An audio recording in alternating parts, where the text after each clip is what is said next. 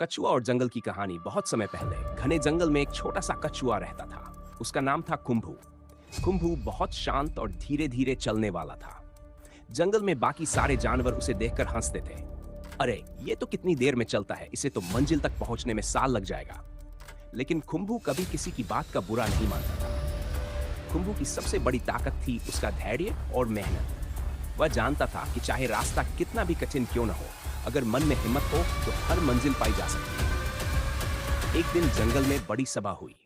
वहां राजा शेर ने कहा, जंगल में आगे एक विशाल झील है, लेकिन उसका रास्ता बहुत कठिन और लंबा है। जो भी वहां पहुंचकर ताजे पानी की खबर लाएगा, उसे मैं इनाम दूंगा। सभी जानवरों में हलचल मच गई। खरगोश बोला, मैं तो तेज दौड़ सकता हूं, मैं सबसे पहले पहुंचूंगा। हिरण बोला, मेरे लंबे पांव हैं, मैं भी वहां जल्दी पहुंच सकता हूं। लेकिन कुंभू ने भी धीरे से कहा, मैं भी कोशिश करूंगा। सब हंस पड़े। अरे कछुए, तू वहां पहुंचेगा तो बरसात भी खत्म हो जाएगी। यात्रा शुरू हुई। खरगोश तेजी से दौड़ा, हिरण उछलकर आगे निकला, लेकिन दोनों रास्ते में थक गए और पेड़ों की छाया में सो गए।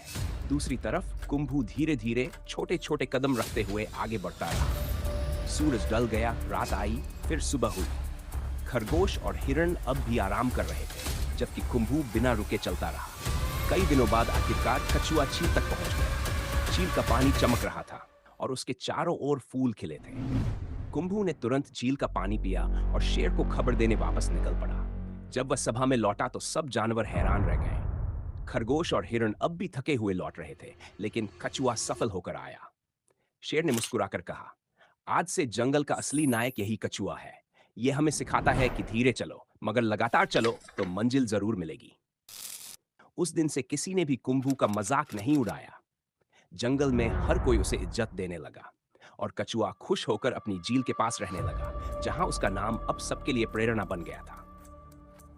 इस कहानी की सीख, धैर्य और मेहनत से हर कठिनाई को जीता जा सकता है।